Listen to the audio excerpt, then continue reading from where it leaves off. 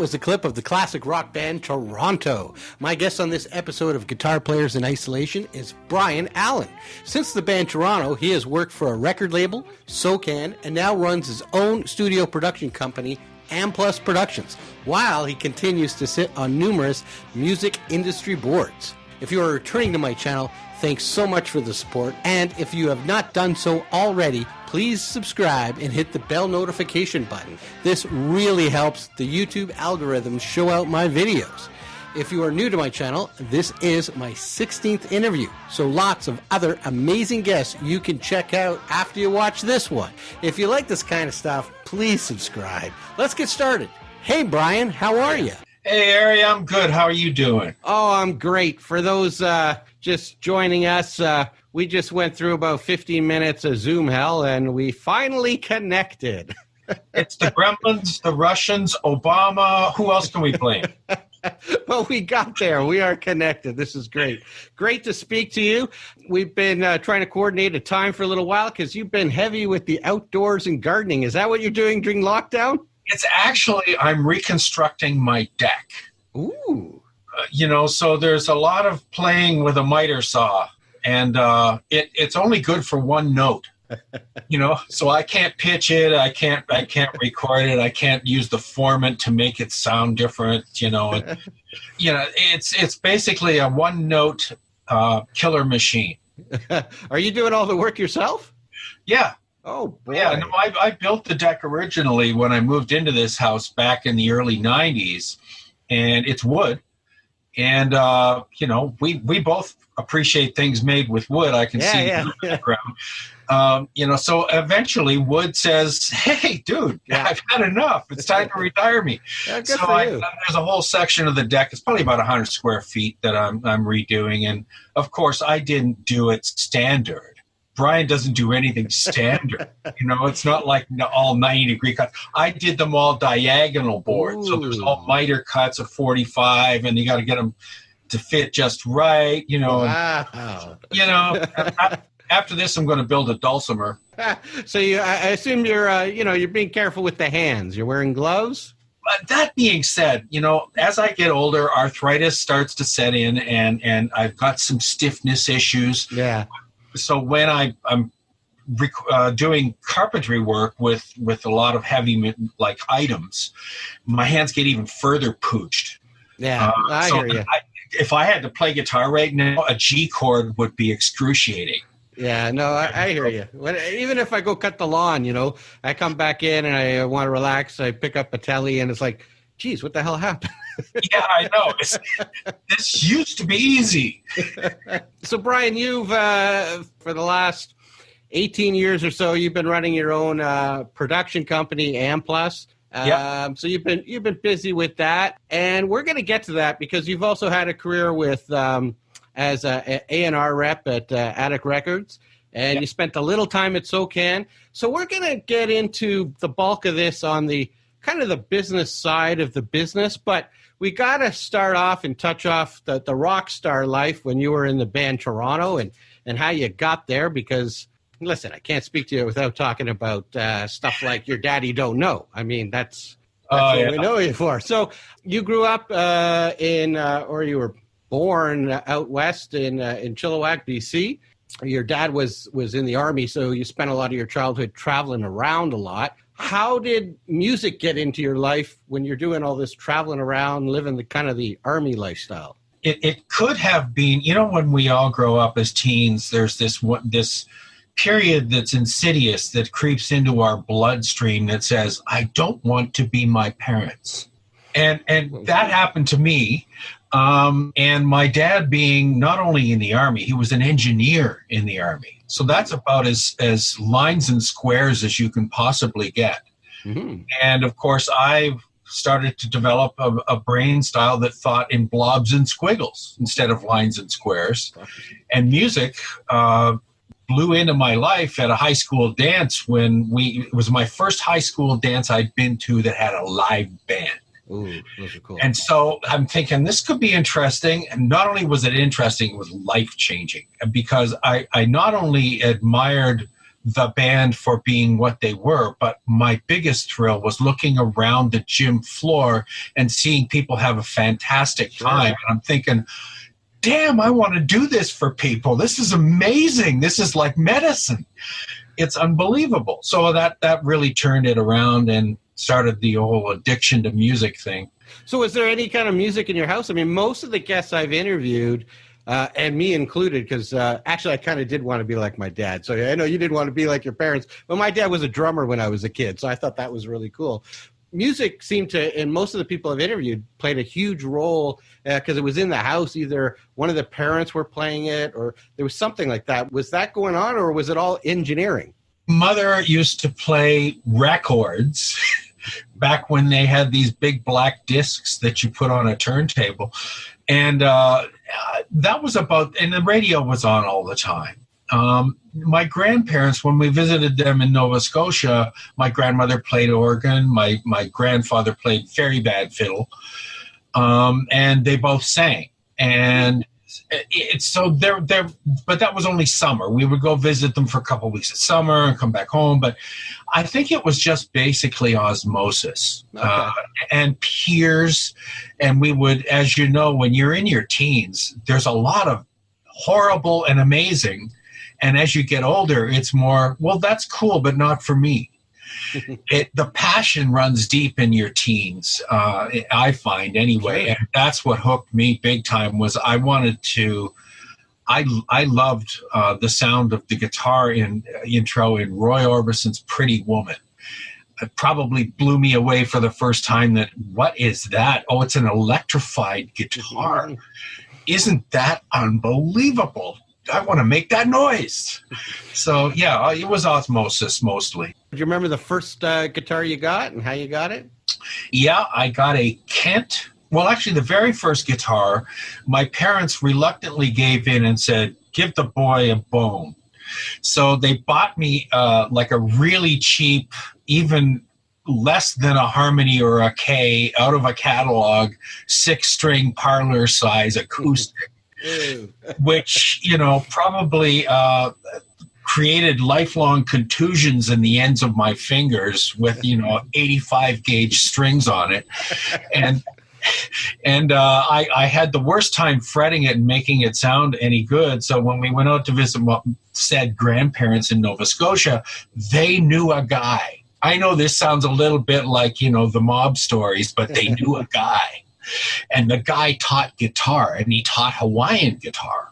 And Hawaiian guitar was kind of like, oh, really? What, you put it on your lap? And, oh, you have to buy this thing that it's a riser that goes over the nut to raise the strings up so they don't rattle away. And then they give you this thing called a steel. It's a bar, and you run the bar up and down, and it sounds horrible until you put your fingers behind the bar to damp the other side of the strings. And then I kind of went, well, this is cool. And then that lasted maybe 29 minutes. And I said, I'm out of here. I got to do something like Pretty Woman. I just like Good Night Ladies and Aloha and all this stuff played on Hawaiian guitar was just not doing it for Brian. Cool. So that was my first guitar, and then the first fretted guitar that I bought was a Kent out of the Eaton's catalog. Right.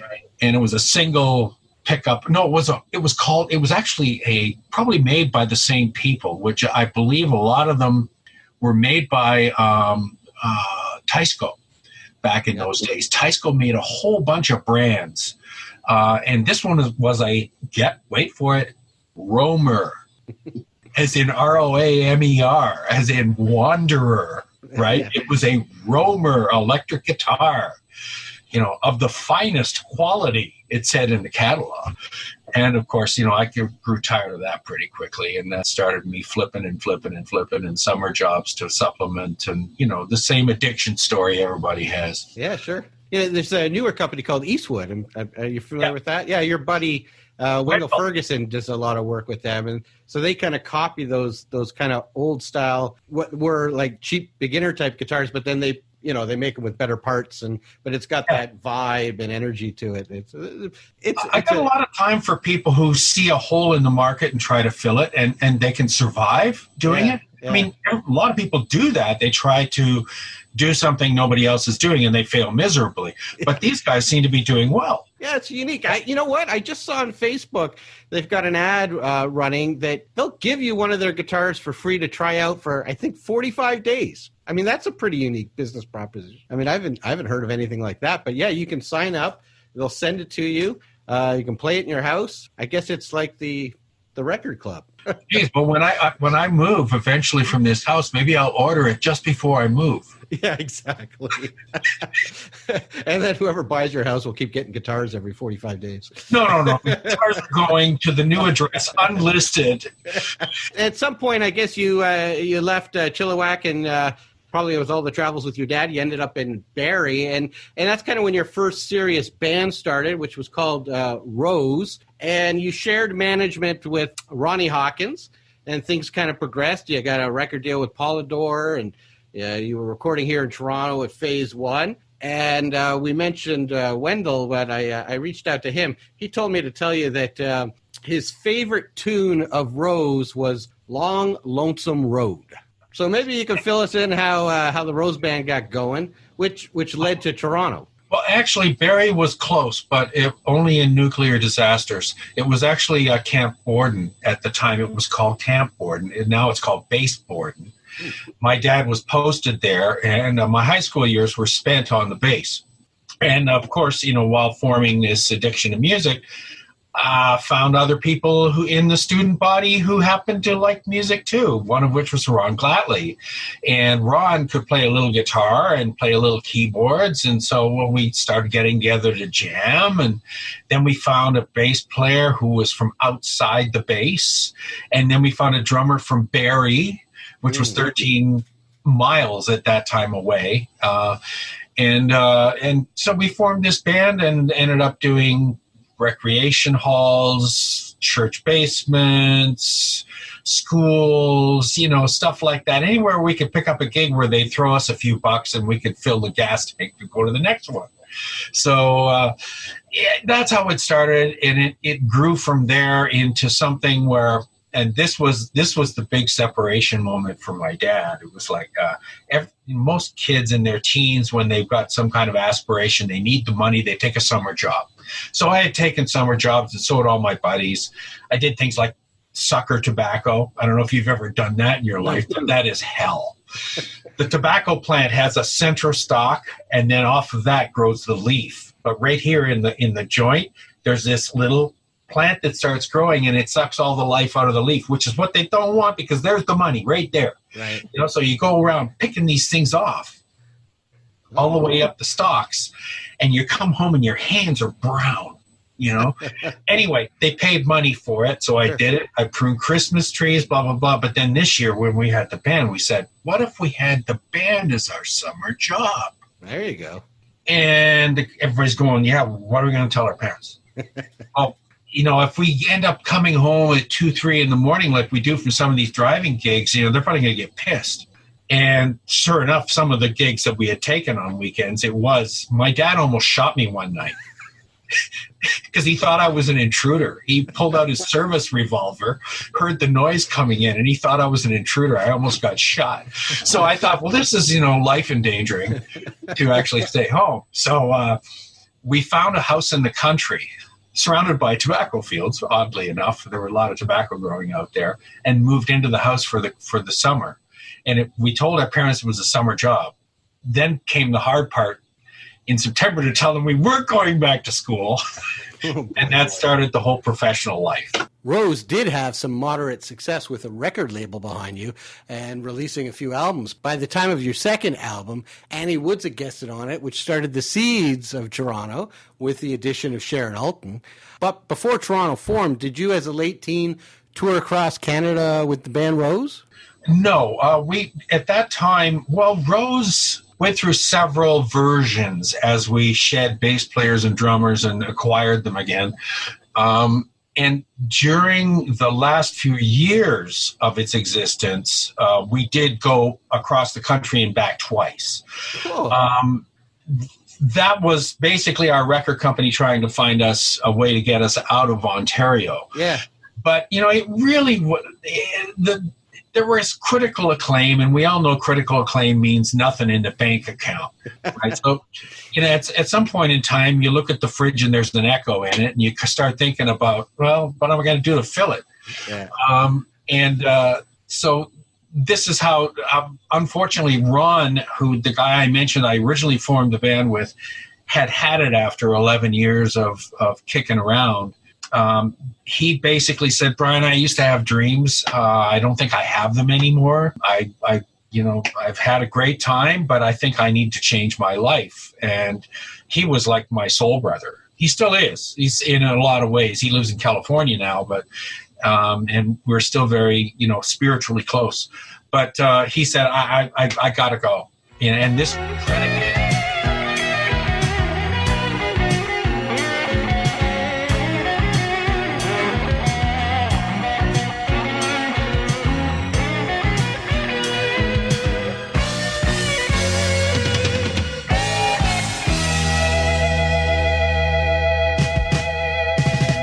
predicated the formation of Toronto, because the drummer we had at the time, Jim Fox, became part of the first version of Toronto, and we kind of cherry picked everybody else to join the band from basically it was his idea. Mm-hmm. Jim's idea concept was, let's get her and him and her and him, and you mentioned Annie Woods, who went under the stage name Holly Woods, right? She never actually recorded with Rose, even though she joined the last version of Rose for a while. And so it kind of formed with her and Jim and me moving on to form Toronto. Gotcha. Did that answer your question from sequentially? Sure. So Rose was together quite a bit longer than I think I interpreted from the Wikipedia pages. How long was that band together before Toronto formed? Roughly 11 years. Oh, wow. Okay. I didn't get that. Yeah, well, of course, because we were pretty silent most of the time. If you're famous, people know how long you're together. Yeah.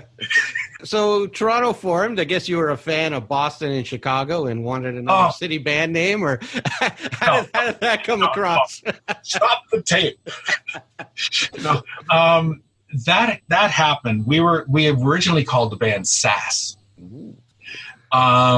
Because Holly, especially being the front person, had a very sort of sassy nature, a don't mess with me, wink, wink, nudge, nudge kind of personality. Yeah. And we loved it. And until our record company, who were Neil Dixon and Steve Propaz of Solid Gold Records, they formed a label because as managers, which they were managing us, they couldn't find the kind of deal they wanted from any of the other labels. So they said, we're going to form our own company. We're going to get distribution through A&M. We're going to do this. We're going to do that.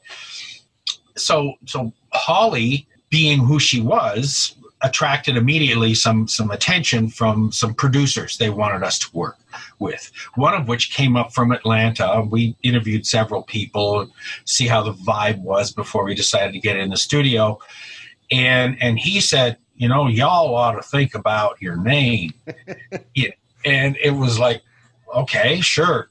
What do you got in mind? He says, I think y'all ought to call it Toronto.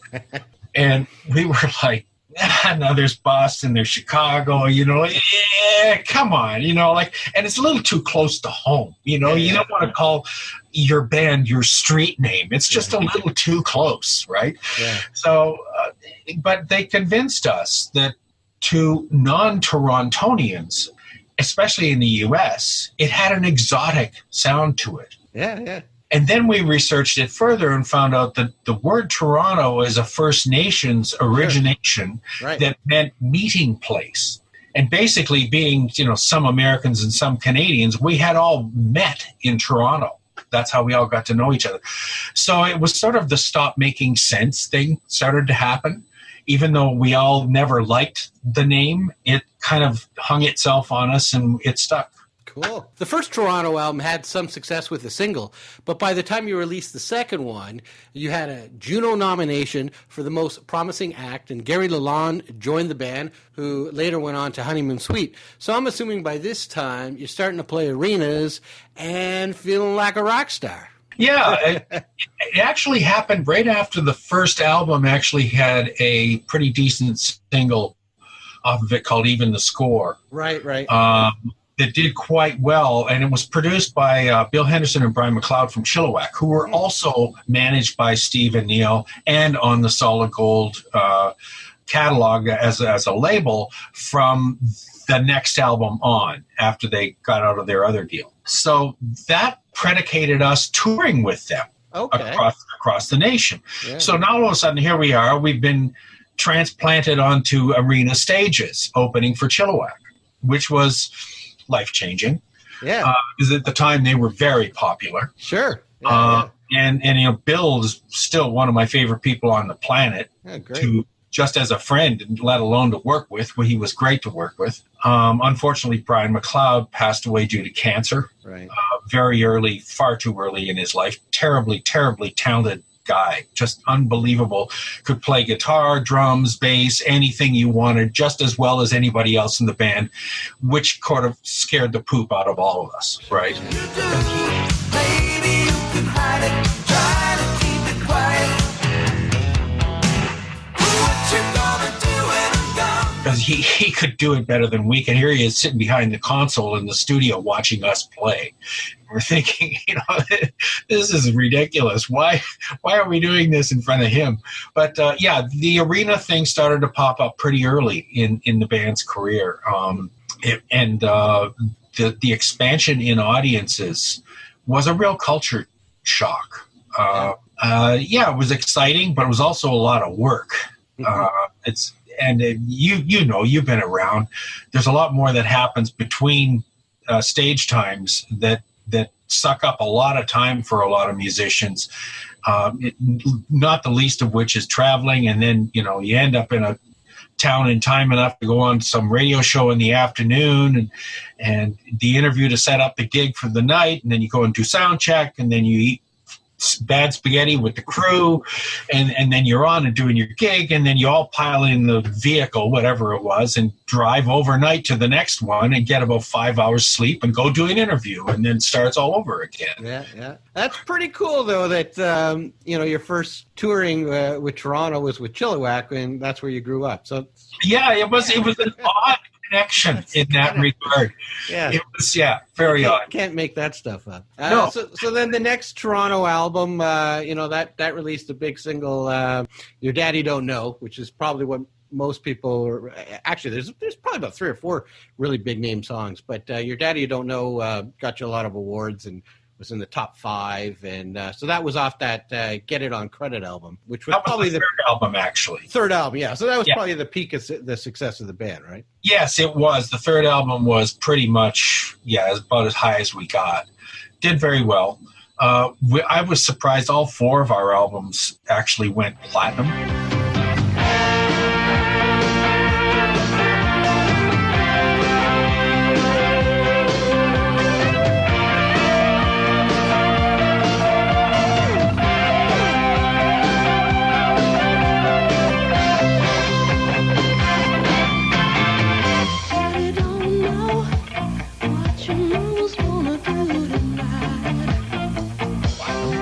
Now, some of it could have been forced platinum because at the time there were a lot of shenanigans in the record company world about front-loading product enough so that retailers hung on to it before the last of the dead stock didn't sell, but enough sold through that they could declare it platinum, you know, or gold or whatever else the level was. And then you tried to hang on to that award and get them pressed up fast enough before the returns came back and negate it.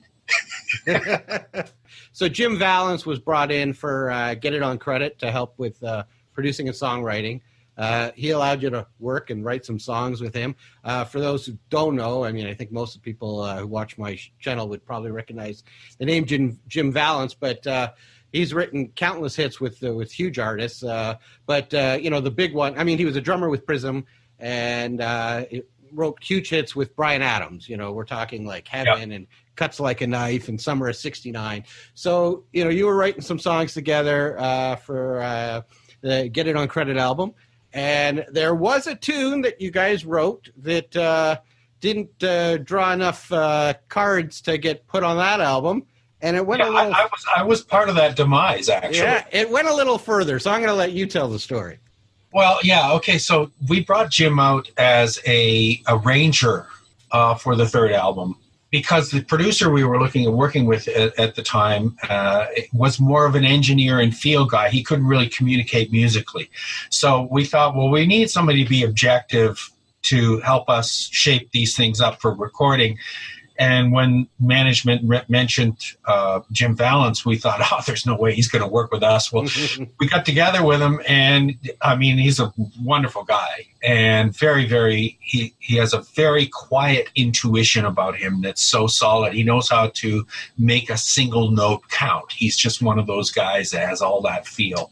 So we got along great, and we were working on arrangements for the third album in rehearsals. He would come out for a few days. We would work on stuff. He'd go away. We'd rehearse it. He'd come back again. We'd work on 3-4 more songs. And it was this cyclical thing of him going back and forth. And one day we were all on break, and he said, you know, we should write. And I almost, fell out of my shoes at that point. Because, I'm thinking, yeah. And I'm thinking, you want to write with me?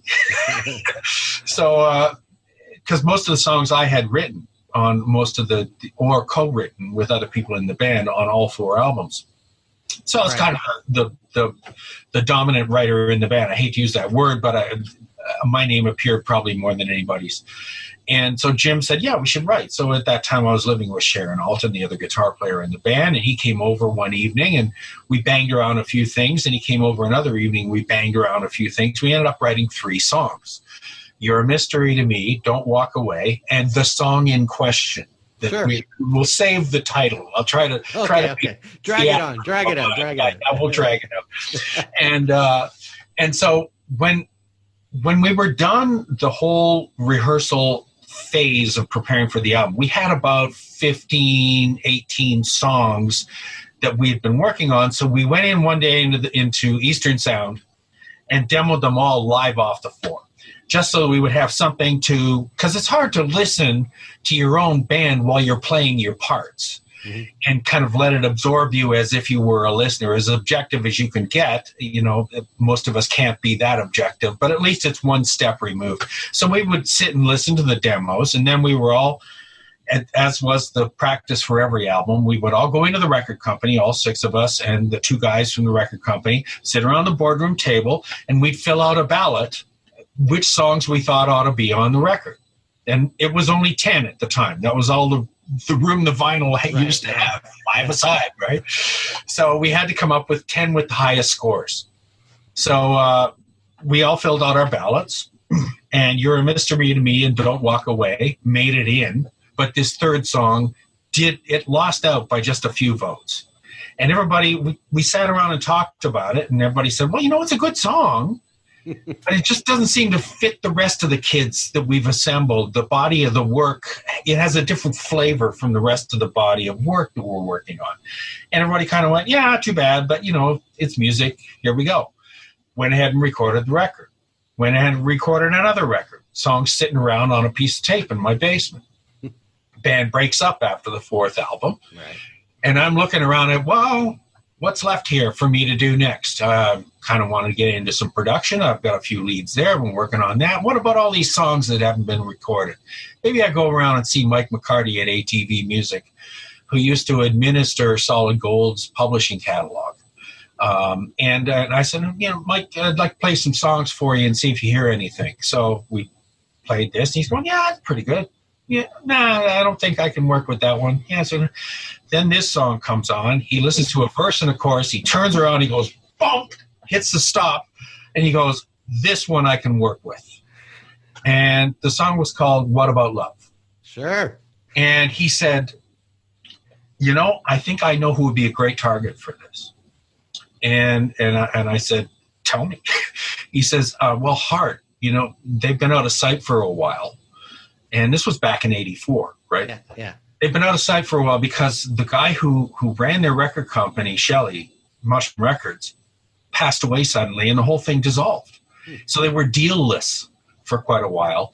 Capitol had picked them up, and the underground grapevine in the music business was, they're coming back and stronger than ever. They got all this stuff lined up. Capitol's going to throw a shitload of money at them, and he says, I think this would be perfect. And I know they're still working on repertoire. I went, okay, go for it. Well, do you want to hear the story of how he pitched this, or am I going? No, I read it, and it's a pretty cool story. He's quite the shrewd businessman, surrounding everybody and leaving the Wilson sisters begging for more. So yeah, go for it. Yeah, he basically, I got to credit Mike. He played it for practically everybody but Ann and Nancy Wilson. Right. Their record company, their producer, their road manager, all these people around them, until the point where, and he wouldn't leave a copy. He'd just play it for people and go, what do you, I think Hart would kill this. And everybody kept same response. And so eventually they begged to hear it. And so he knew that the fish were biting. So he sent down a copy. And at first they said, oh, this is way too sucky. We could never do anything like this. It's way too commercial. It's just not us, But there were so many fans around him at this point saying, you're crazy if you don't record this. Try and make it yours. Just take it up in rehearsal and see what you can do to make it yours. Well, the rest is history. It went to number 3 in Billboard. It still sends me a nice check every quarter. Congrats. Yeah, that was like one of the biggest surprises of my life. Yeah. Is the Toronto version available to hear? It is. It's on Toronto's Greatest Hits, which was released by the Revived Solid Gold Records, and I do believe it's in the Linus True North catalog, Jeff Kulowicz's company. I do believe it's in their catalog, and it can be found. I'm not sure. I haven't tried to Google it. I'm going to try to find it, because to me, Toronto was, the sound of the band was very similar to what Hart was. I mean, it was kind of a rock pop thing with female vocal, it was kind of in that whole Pat Benatar, Hart, Toronto. I mean, it was similar. So I bet you they really didn't change that much. Well, no, and that was I don't have to bet you. It's history. We know. Even the guitar solo, which was Sheron's guitar solo on the demo, was surprisingly similar on the really? The final recording. But there's something you forgot. What about love? Don't you need someone to care about you? What about love? Don't let it slip away. What about love? All I wanna do is share it with you. You might need it someday. That's great. They did add some very classy keyboard parts that we hadn't put in, but generally speaking, it was pretty darn close. And I'm still shocked. That's great. And the funny thing is that Sony ATV was absorbed by Sony. Now they've done such a great job of working that song. I've had it used for Sears commercial to sell large appliances. Yeah, that's right. Swiffer, most recently the Heinz campaign for cat. I've been tending, and that's all I can do. The love I'm sending ain't making it through to your heart. With the sad little potato face being chopped up and covered in ketchup. And the funny thing is, to me, that it became a lesson for me in Why Are You Here? When the first use was being talked about for Sears, the large appliance campaign that they did. And of course, the publisher, when they get a bite like this on a song, they have to go to get permission from all the writers to use it for something like this. Now, we very often read these stories of artists who say, that's not why I'm in this business. You can't touch my art. That's sacred. Yeah. And I think, okay, well, you're entitled to your opinion. But then I had to re-examine my value system when they asked. And I said, well, didn't you get in this business because of that high school dance where you saw people having fun? And it was all about, you wanted to make people feel enjoyment. Yeah. Well, if someone wants to use that piece of music to make people feel good about a product, isn't that kind of the same thing? Yeah. Well, it sure is. And I went, damn, I don't care. Bring on Nike. Bring on anybody. You want to use this song? You're using it because there's something about it that's appealing to both you and the audience you want to reach. That's why I'm in this business. Yeah, no, it's true. Listen, music is powerful. You hear that song, it brings you right back to when you first heard it.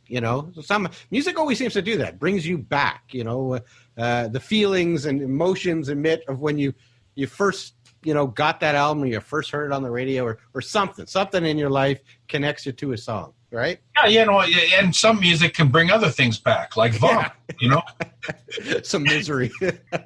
So, after that, somehow you got into the record business. You became an A&R guy at Attic Records, which was a big indie label at the time. And you spent like 15 years there until I think a combination of falling apart or getting taken over by Sony, right? So let's dive for the rest of our talk more into the business side of music. Sure. Well, the transition came about. Steve Propaz, who was one half of Solid Gold Records, who was Toronto's label, when the band broke up, they had me come in to the Solid Gold offices, and they said, we keep getting these piles of demos, and neither one of us have time to listen to them. Can you go through all this stuff and see if there's anything there? And I went through it, and I picked out a couple things, and one of the acts they actually signed from out west. Can't remember the name of the band. But anyway, that's where Steve got sort of the idea that I could maybe work for a record company. So here I was back at home. I was working on some demos for an artist locally, and the phone rings, and it's Steve, and he says, hey, Brian.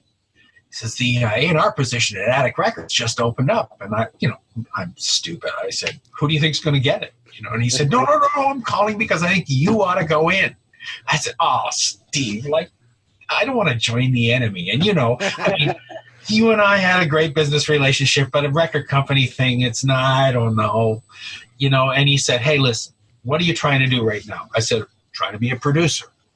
He said, okay, so you happen to go in and interview with a president of one of the largest independent labels in Canada, and you've now got him as one of your contacts. Does that hurt your life as a producer? Yeah. I said, stop making sense. Yeah.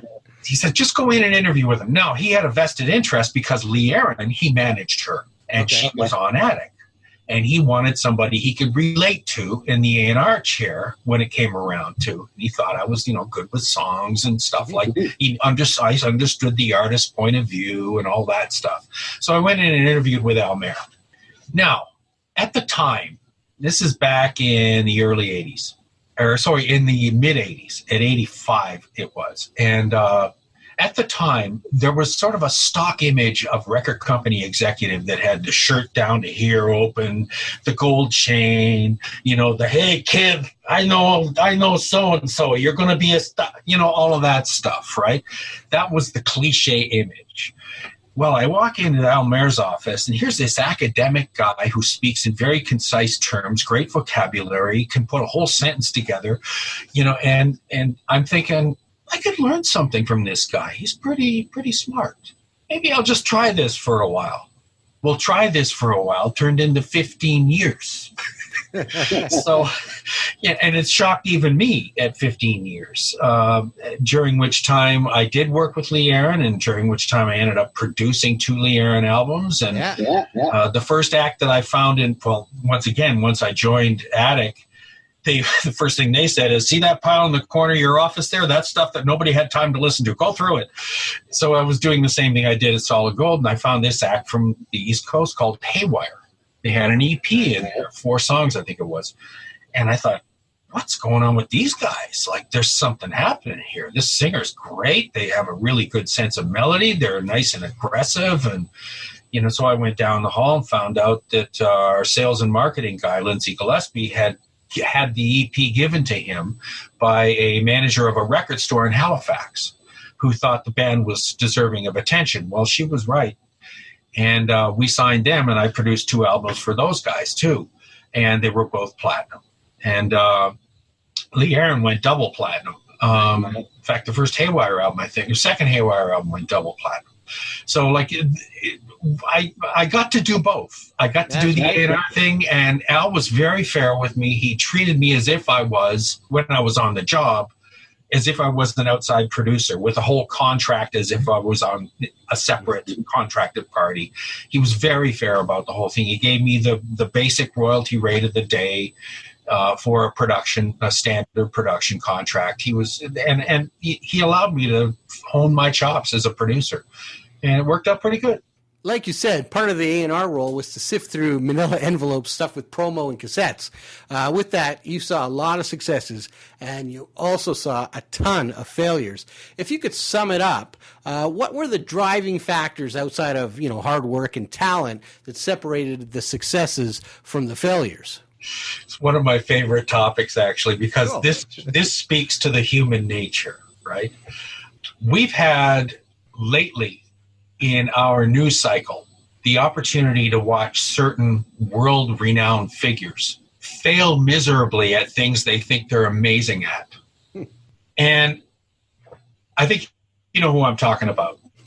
And the thing that struck me the most was, as going through most of these packages, the artists who really had no clue, who were nearly awful, were the ones who were most convinced that they were going to be huge. And it was that having witnessed both success and failure at close range, there are some remarkable characteristics that surface out of it.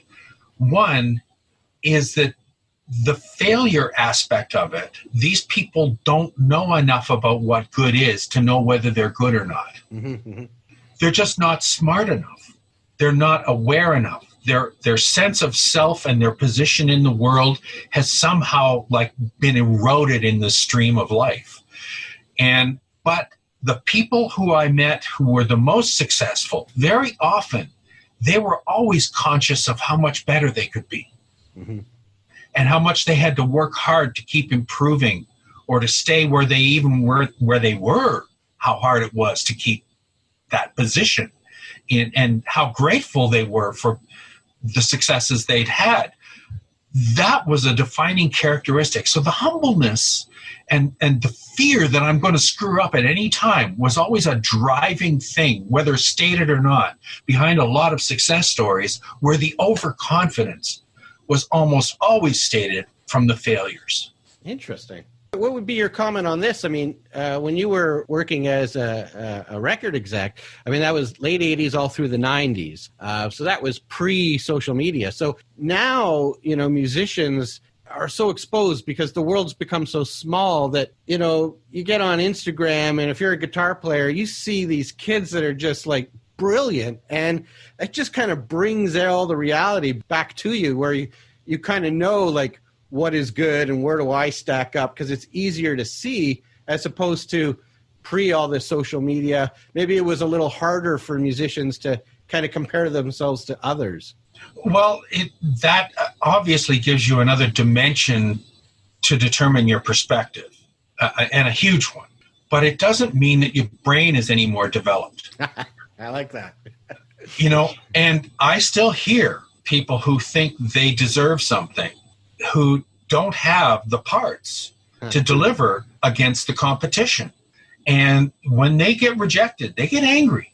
Yeah. Because they think you're all crazy. I'm a star. You just don't know it. And I will say, good luck with that. So it gives the pervasiveness of digital gives us another perspective, but it does not necessarily hone the brain. In fact, in some ways, I think it has dulled the brain, because a lot of the information isn't coming at us in the same way. We end up rabbit holing information. And when you rabbit hole, you only see the hole you're in. And we end up clicking through, and next thing you know, oh my gosh, it's 11:45 and I got to get up at 7. But you missed a whole bunch of other things because you were following the click train. I have a feeling that rather than people being told, here's what you need to know, and we're going to force feed it to you, people are going, here's what I want to know, and I'm going to grab it for myself. and they miss a lot. Yeah, no, I've read that too. The algorithms kind of feed on itself, so you get showing kind of what you already like. So it you end up being kind of tunnel visioned. And sorry, Ari, you just reminded me of something that I taught at Metalworks Institute for a while, about 3 years. I taught record company courses. That was my next question. You read my mind. Go for it. Well, you seem to be working your way cyclical into that era. Yeah, that's true. You know, but it's interesting, the what I like thing that you just pointed out, that we tend to follow what we like in the digital world, when in fact what we really need to know is what we don't like. Yeah. I would run a course on record companies where I would get the students to form a mock record company. If there were enough students in a class in that particular year, we'd form 2, and we double up on all the positions. So to be fair, I would tear up little pieces of paper with the names of roles of record company: marketing, finance, promotions, publicity, A&R, and toss them all in a hat. And I would have people, I would hold it up in the air, and people would come up and draw a piece of paper out, and that would be their role for the co-op experiment. And whenever somebody drew finance, now remember, these are all creative people, okay? Some of them were engineers. They draw finance and go, finance. And I go, whoa, okay, this is exactly what most people say. But here's the thing. Did you come here to learn what you already know, or did you come here to find out things you don't know? Yeah. Did you come here to expand yourself or to keep yourself narrow? Right. Look at that as an opportunity to expand who you are. Yeah. If you can understand and master that, you're going to be that much rounder and more prepared for the rest of this. Yeah. You know, no, that's very true. Yeah, and so that's one of the big things I learned from that, and you know, and from the following what you like thing. Yeah. And it was through working with students, which was a whole different experience for me. Did you like that? Did you like teaching? I did enjoy it, and the only reason I'm still not doing it is because conflicting scheduling. Yeah. They were trying to program as the school grew. They were trying to program more and more stuff into me. And I was finding I was losing time working with artists. Like at that time I was working with Dane and working with Robert Michaels and a few other people. And I was losing, like, oh my gosh, I had sessions scheduled. You want me to teach there? Yeah. I had to say, guys, it's now got too big for me to manage my life. So good luck.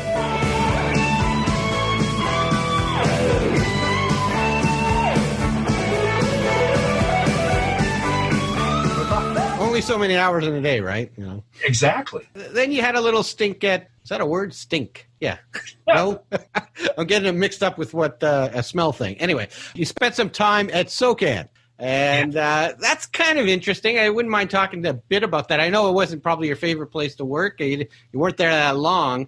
I think, you know, most musicians, and myself included, maybe it's part of laziness and just reading up and learning it, but we get lost in the complexities of the royalty structures, and it almost feels like the business made it extra complicated on purpose, just to mess with musicians. But, you know, maybe we can just talk a little bit of your feelings of the complexities of it when you're talking about, you know, streaming royalties, mechanical, performing, print, all this kind of stuff, and all the different bodies out there that people have to connect with in order to do it right. And then because of that, so many of us do it wrong. It was a massive eye-opener working at Socan. You would think that job position, which was managing the international department, would not be a good fit for someone with my background. But the way it was described to me when somebody called me up and said, the position's open, maybe you should interview, was the international department was supposed to be half of the job was interfacing and relating to other Socan-like societies around the world who collect on behalf of our Socan members and remit for activity in those territories to Socan, where it's redistributed to our members. And the other half was managing an accounting unit responsible for processing those international statements of 13 people. And I thought, well, you know, the math part of it isn't my forte, but I understand it, and I'll learn the international relationship was very appealing to me because one of my jobs at Attic wasn't just working with domestic talent. It was trying to find masters that were on independent labels like us around the world that were doing well, that we could maybe market in Canada. So I would look constantly at the international charts, looking for things on independent labels that looked like they were climbing up and we could maybe acquire for Attic. And I'd go every year to MIDEM, which is Marché International de Disques et d'Éditions Musicales, big fancy French acronym for it's a marketplace for trading music rights. Yeah. And it was held in the south of France every year in January, which some years was not all that pretty. So I got to know a lot of the international players. And I thought, well, okay, that job at Socan, the international relationship part, appeals to that in me. I know something about their territories and how they work and how their rights work and all that, different from us. So I took the job. And within 4 months of me taking the job, they did an executive restructuring of all the roles in Socan, and that portion of that job description was migrated to a newly created position that was working with the executive team. So I lost the one thing that really drew me into the job. Right. In the meantime, I learned a lot about foreign royalties and a lot about tracing activity and a lot about distribution cycles. Like some places pay every 6 months, Socan pays every 3 months. And if you didn't get your money yet, it's because it's coming in the next distribution 6 months from now, and that you shouldn't get all hot under the collar and start pursuing your counterpart at the other society for the payment when it's not due yet. And the way activity is tracked, even copyrights that are derived from old non-copyrights. For example, in certain territories in the world, you can adapt a classical piece from a dead composer. And if you adapt it sufficiently to satisfy the criteria from a triumvirate of musical judges, you can be assigned a writer's share as if you were a writer. If you had substantially changed the original form through your arrangement of it, you could get a writer's credit on a public domain work in certain territories in the world. This was a revelation to me. And I learned a lot of things like that at Socan about international rights. And I strongly suggest that anybody who creates original material, that they join Socan. Sure. Well, it's free too. It's free to join, and that they don't clog the system. But they take the opportunity to learn as much as possible from Socan's available material, which they will give new members to read up on what it is that you are looking to have Socan do for you and how to understand how it works. It's really an eye-opener. Now, for a lot of people, I have just spoken, for people that speak English, I've just spoken Greek. Yeah. And I'm very aware of that. You know, in that most artists do not want to take on the structured aspect of financial and rights management. Some of them don't even look through contracts they sign. Even if they'll hire a lawyer and spend all kinds of money, but they won't know what the lawyer is saying to them about this, and they didn't read it themselves. Yeah. Very early on, I discovered that this was going to be my weakness if I didn't. And so once again, like I was telling the students, I learned things that were painful and not attractive so that I could survive. Yeah. And this is in these times, the way digital rights are changing all the time, and how Spotify is paying these fractions of pennies for bazillions of plays, and how certain associations are lobbying for more. It's really important to stay up to date, I think, for artists if they want to be relevant. When you were at Socan, we're talking early 2000s, so we're well before maybe Napster. I don't even know the timeline. I think Napster had started already, but even iTunes hadn't even started, I think, till 2003. Yeah. So, while you were at Socan, none of that happened yet. So since then, obviously now we fast forward, we got streaming has taken over the world. If you're a musician and you're a creator, a song creator, you got to be familiar with, your distributors, your SROs like Socan and the US stuff like ASCAP and all the other ones, and Sound Exchange for your Pandoras and your satellite radio and Song Trust for YouTube. And it's unbelievable. Like, we hear all the press on, like you just said, fractions of a penny, but then if you want your fraction of a fraction of a fraction of a penny, you got to sign up for all these different things to get it. Well, you should, but only if you're generating activity. Mm-hmm. It's an odd sort of balancing point where you realize you might have just gone over the hump, where it makes sense to have that song registered in all of those places to be sure that you're maximizing the fractional income you're going to earn. Yeah. Because let's face it, if we all saw a $20 bill on the sidewalk and there was nobody around, what would we do? Yeah. Why would you say goodbye to it? I mean, or the opportunity to earn some money, even if it is small. It's extra money. It gives you freedom. Money gives you freedom. So yeah, I mean, look, money bought all this shit. What about love? Yeah, but it is confusing, and now that we're in COVID, it's dramatically different because we stripped away one of the main revenue sources, which is playing live, and so your remaining revenue sources is kind of merch, which is harder to sell because a lot of guys would sell that at shows.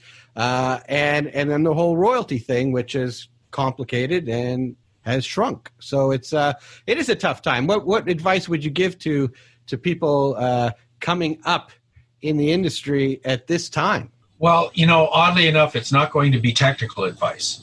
It's going to be spiritual and creative advice.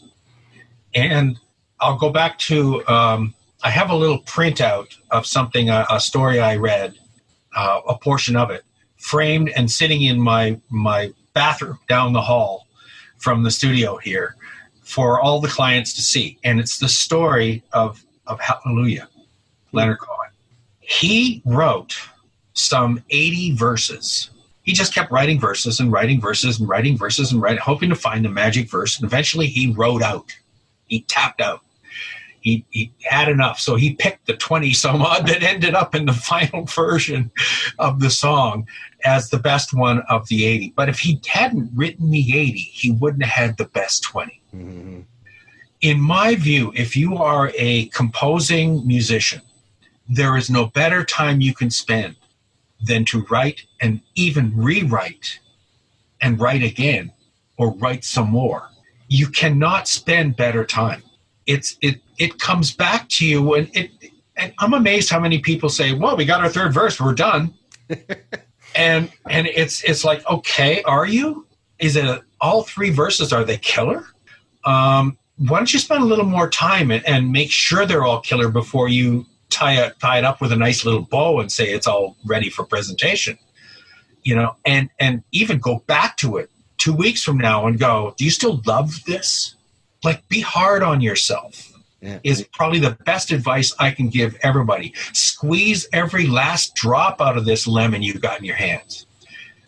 Make sure that, and then after that, if you've got something that's palatable to people, that's when the rights come into it. But there are no rights distribution issues for piece of crap that nobody will ever hear. I love that. That's great. Yeah. Yeah, you don't need to worry about it if you're writing crap. Yeah, exactly. So, listen, you segued into something else I wanted to touch on because I got to you through a referral through Jason Barrie. That's nice. Yeah. I love Jason. He's a fantastic guy. And your name came up in my interview with him when we started talking about songwriting. So, you've got your production company, Amplus. I have to tell you, like Jason and I have this, and now that he's moved to New Brunswick, this is going to be even better. We've got this writing relationship. We've gotten together three times to write, and we call it the No Hits Writing Club. Yeah, he said that. Yeah, we go into it with, okay, we're not writing any hits, right? And we remove all the pressure of trying to write a hit, which a lot of people go in with, and we just go, let's just write. Yeah. So anyway, go ahead with the word. Well, that's exactly what he said in my interview. He talked about you and the no hits writing thing. So I just wanted to touch a bit on that, on how much time you spend writing. Not as much as I should. In the winter, I tend to spend more time writing, and I'm sitting here in this studio and I'm looking at lyrics over here and lyrics over there that I've partially demoed. But since the summer came along and the deck needs doing, I now shift my energies to that deck because I don't want to do it in January. But yeah. I'll get back to demoing that when the weather turns colder and I'm forced indoors. And that's one of the reasons you and I had trouble hooking up is because you're out on the patio. You're making that deck. As long as the weather's out there, I'm going out there to fix this damn thing. So I really do enjoy writing by myself and with other people. I do have a call list of people that we get together whenever we can and write this and write that, but we haven't had any hits yet. Yeah. So, I'm actually fulfilling the prophecy that Jason and I set up. It's a no hits club. I'm quite happy creating. And to me, the deck is just an extension of that. Yeah. Cooking is an extension of that. Yeah. I love putting something together that didn't exist before you started. Yeah. No, I get that. I mean, it's I started this little series just 2 weeks into lockdown in March. I think they're getting a little bit better on the editing side because I find that really interesting and fun to do, editing the videos and working with that. And it's all part of the whole, love for creating, right? Absolutely. It's a logical extension of your creativity and it's an expansion of it. And you know what? I'll be very surprised if what you're doing now with these little podcasts, doesn't better inform your writing and playing. Yeah. Oh, no, I've been learning a ton.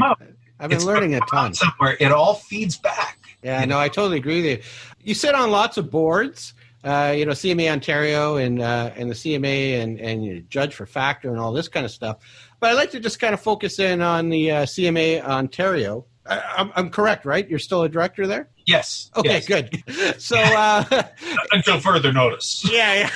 So, I mean, I've had just, as I got started with this program, I've just kind of worked with so many amazing, talented artists that have gone on to incredible careers, but all based out of Ontario. And that's kind of my focus, Wendell Ferguson, who's a friend of yours, who kind of wrote the letter that's on the CMA Ontario site about you. He wrote that. Paul Chapman, Jason Barrie. I just did one with Danik Dupel, who's Emerson Drive. Colin Cripps, Colin Linden, and David Kalmusky. I mean, these names are a huge part of what we hear on country radio today, and I've just been blown away by the talent that's just, within a 2-hour drive from me, in Richmond Hill, so let's talk a little bit about the importance of CMA Ontario. If you're a musician, becoming a member of it and what they do for artists and how they can kind of further this huge talent in this province. Well, at the time I joined, which I guess was back in 2009-ish, I was invited in by Heather Ostertag, who used to run Factor. Okay. And she had joined this board, and she said, Brian, I think you'd be a good member on our board. So I said, well, let me attend a couple meetings as an observer and let me see what you guys do and where you want to go and all that stuff. And I'll figure out if I think I can help out. And it is a volunteer board. We don't get paid. It is a not-for-profit organization. Mm-hmm. But at the time, I viewed country in Ontario as a vast sleeping giant. Mm-hmm.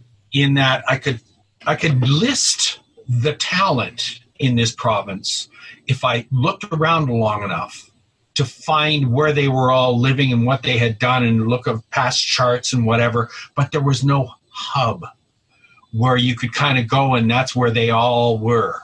They were members of this. And that was the vision at the time in the nascent board that I ended up joining was we have to expand that membership and we have to give these sleeping giants a home.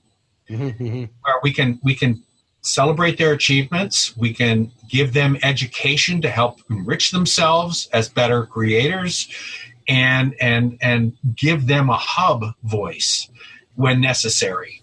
And that, I got to say, has been so satisfying, because when I joined, I think there were something like 60 members, and now there are well over 600. And the people that have joined and supported this organization, even ones that don't live here any longer, like Michelle Wright and Jason Blaine, who are both living in Nashville, and Tebe, who's living in Nashville, and Megan, and all of these people have gratefully said, we want to be part of this. We're here for you. We will play at the awards show. We're happy you're giving out awards and recognizing our achievements. It gave us a farm team to feed the Canadian Country Music Association for a national scope. And they've started to take notice of what we have over the years. And so have the fans. The fan base has been remarkable, showing up at our award shows and interacting with our socials. We get a lot of traffic. So it's been incredibly satisfying work for me to see this organization grow. Country as a genre. Have you ever seen the Ken Burns documentary? Oh yeah, I watched them all. I didn't even have the patience to watch the recording. I had to. I got like old school. I got in front of the TV when the next one came on. Yeah, it was amazing. I bought the box set. Yeah, it's great. Well, I still have them saved on my TV. So I've watched the first 2 episodes in the last couple of weeks all over again, because this stuff. Yeah. And it's great to look back at it again and reconnect with it, because as a genre, country has such a lineage. Yeah.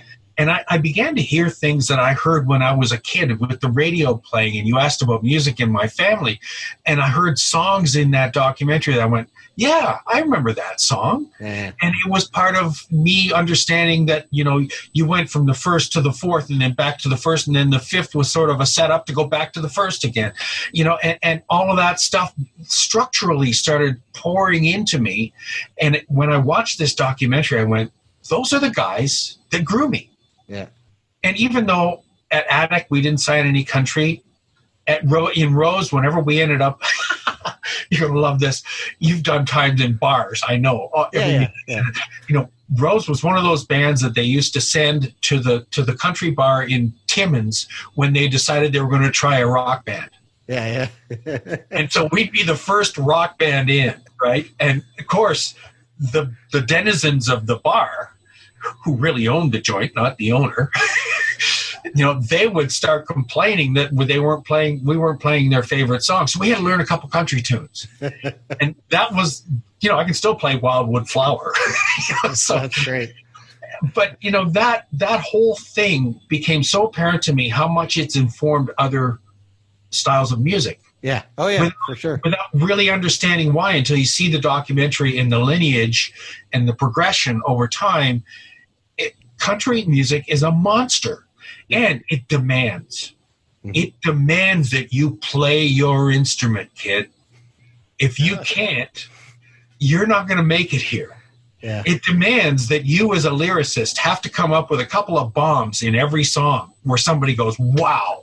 It demands that of you. I'll put a plug in now that after you watch this interview with Brian, you check out the one with David Kalmusky, because that was an incredible eye-opener for me. I think he produced Megan. You dropped that name. And Danik, who I just interviewed, he produces Tebe, which you Sure. You dropped his name. But what I got from his interview was the business and how much work goes into it. Where an artist will come down and they might write their own, or they might go to a publisher and they'll start with like 200 songs. They'll demo it down to 40, and then they end up kind of recording a small handful, maybe 5. But that's the workload, It's not just like overnight whim successes. I mean, these people work their asses off, and that's a huge lesson I've been taking away with with these interviews.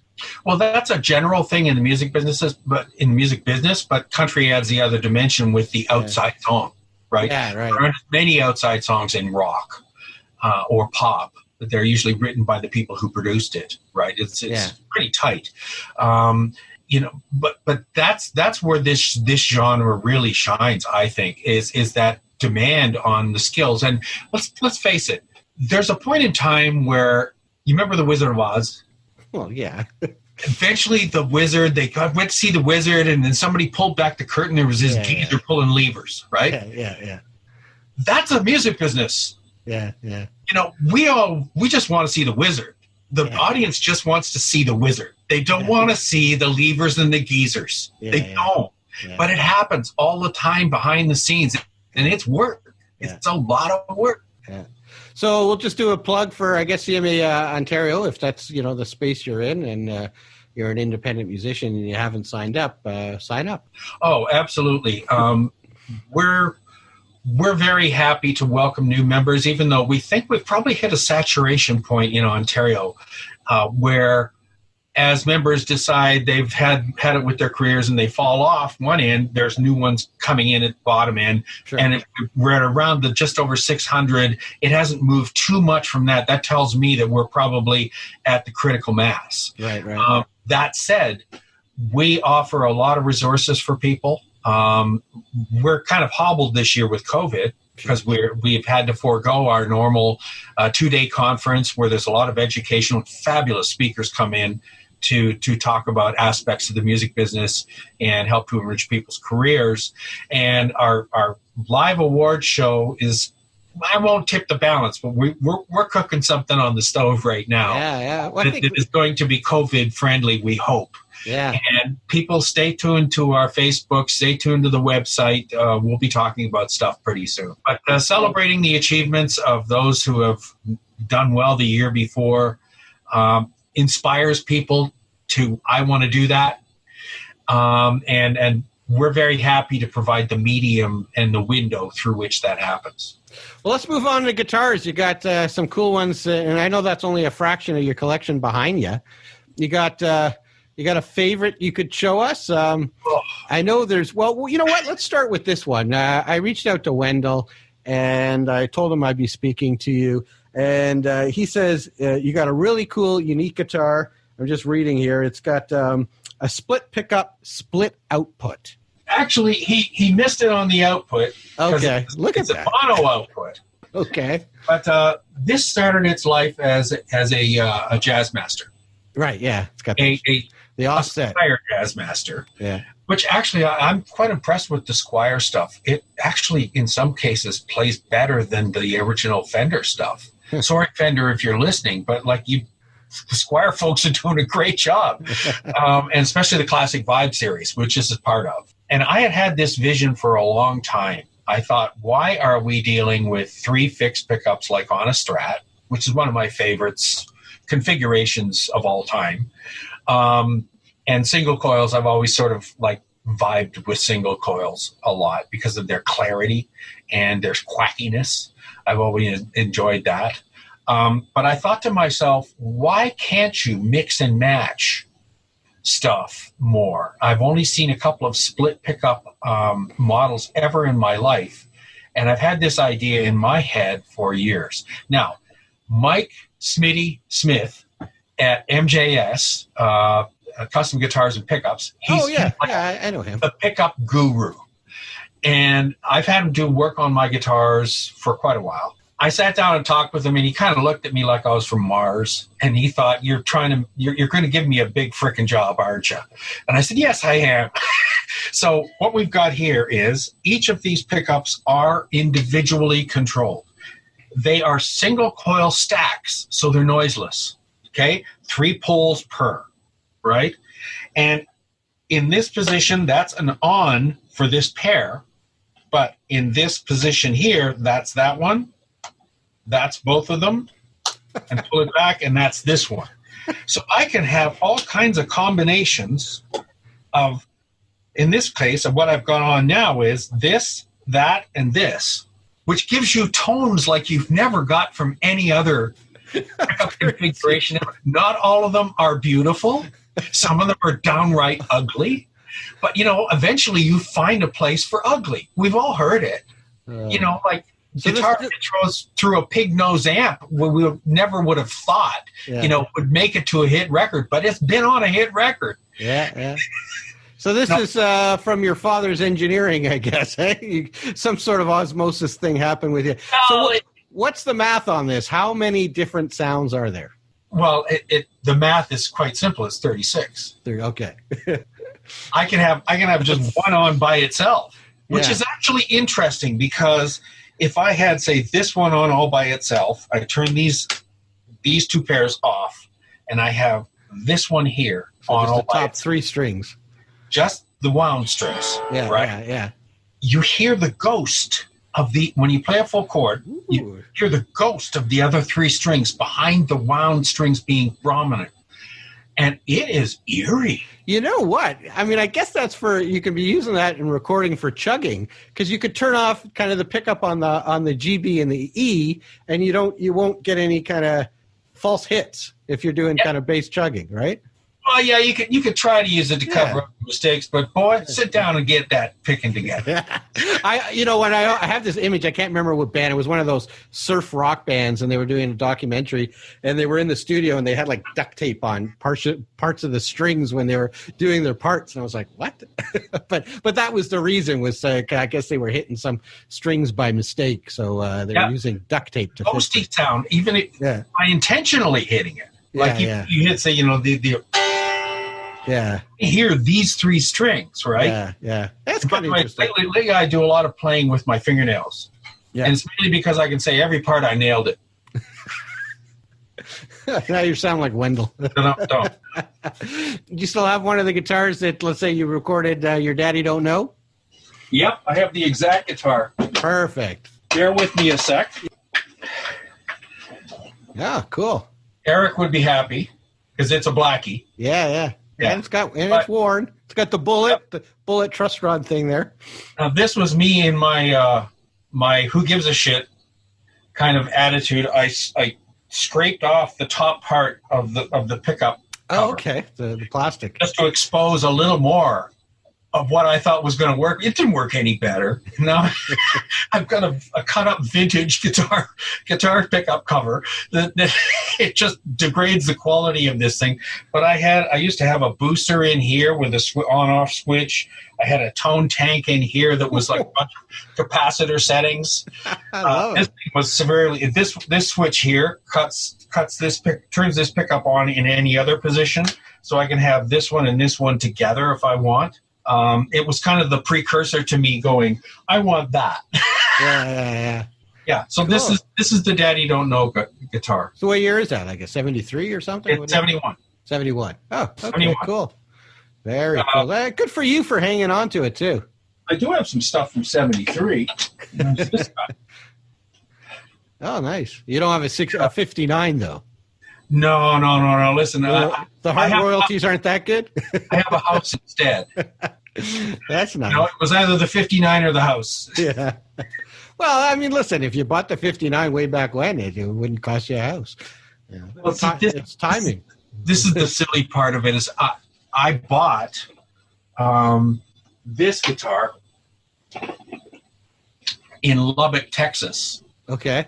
Back in between 81 and 82. I think it was in the winter of 81 going into the spring of 82 when we were on tour in Toronto in the U.S. And at the time I bought it, it was seafoam green. Oh, cool. Yeah. Okay. Yeah, but at that time, that was a not hip color in Brian's eyes. So I was doing some work with Lado, kind of being a rep for him. And I got him to refinish it, which was a no-no. Yeah. But back then, nobody cared. I bought it in 82. This is a 63. Okay, nice. Right? And it has, obviously, it's not going to retail ever at the going rate for a 63 because it's seriously modded. Yeah. So, like, I didn't know at the time. I just wanted something I could like looking at. It doesn't matter. I didn't think about collecting. If the neck feels great and it plays well and it sounds great, then just hang on. Oh, it's beautiful. Yeah. It absolutely plays like butter. I'm a telly guy, so I see the one bound one. Is that a vintage one or is that something more? That is a Squire. Oh, it's a Squire. Oh, It is a Squire. And, yeah, I've always been a sucker for binding. And it's double bound. yeah. So, yeah, always been a sucker for that. This Yeah, one's great got a stuff. nice quack to it. Really nice quack. Yeah. Binding's pretty good. I don't think. Do I? No. Oh no, I have one that's partially bound. The guy only did the top. So, Right. what are your favorite kind of amps to use? I tend to lean a lot on this guy here, which is it's turned on its face, but it's a Vox AC or AD30 VT, which is like it's a simulator, Oh, okay. and it does a pretty good job of simulating itself. like Okay. it sounds like a Vox. Okay, good. Yeah. And then it's got a bunch of other settings in it. For recording, I find it very useful. Okay. I've also got the Fender Super Champ version of it too. It's a modeling amplifier as well. Right. And you can't see it because I can't move the camera. Yeah, no worries. Underneath there, you see the top of a wooden cabinet. That was an old Pine amp made by Paul. Remember Paul amps back? They were like sold through Sears and Eaton's, and they were little combos about this wide, about that high, an 8-inch speaker in it. It sounded like farts.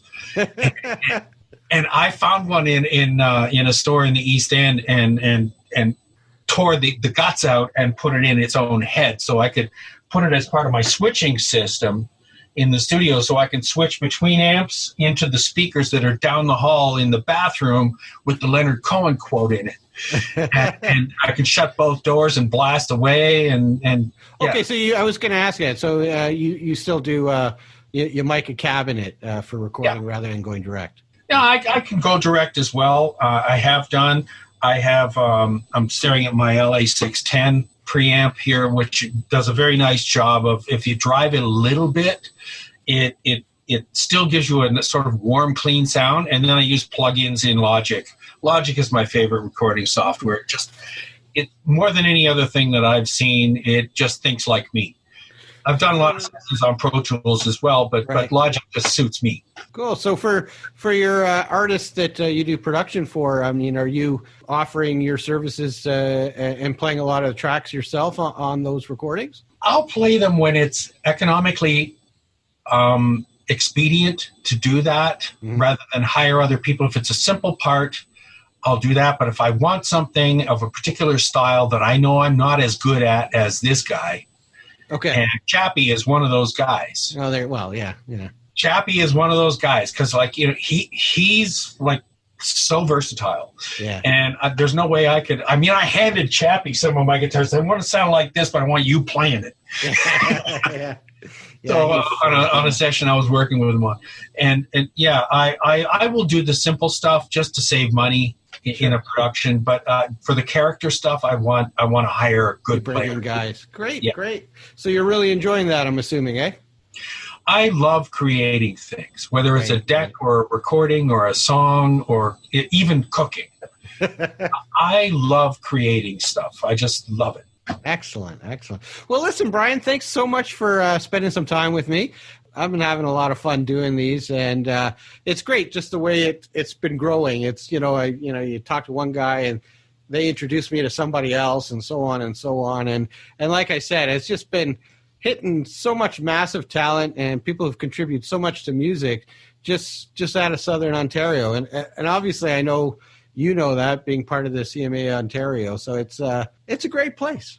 Well, Ari, I got to thank you for doing this sort of thing because, let's face it, we could have all shrunk into a little ball and hid in a corner while all this stuff was going on. But you, like a lot of other people, have found a new aspect to your creativity in doing this. And you're spreading the gospel, and you're talking shop.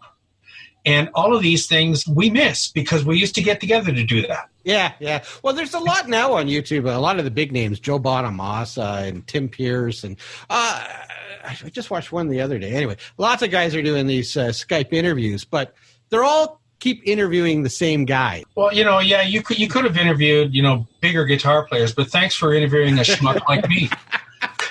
Hey, come on! The stuff you did with Toronto is classic. I mean, that's classic Canadian rock. Classic is probably my hair is getting classic. All right, man. Thanks so much. Thank you, Ari. Really appreciate it. Good luck with everything. Well, if you're still watching up to this point, I trust you really enjoyed the interview. A huge thanks to Brian for taking the time to chat with me. I think we can all agree he shared a ton of insightful thoughts and info about the music biz. This was my 16th episode. Thanks to all the guests that have participated so far. I'm truly having a blast doing this. Please subscribe and hit that bell notification button. I should have another interview out in about a week or so. So until then, take care and bye.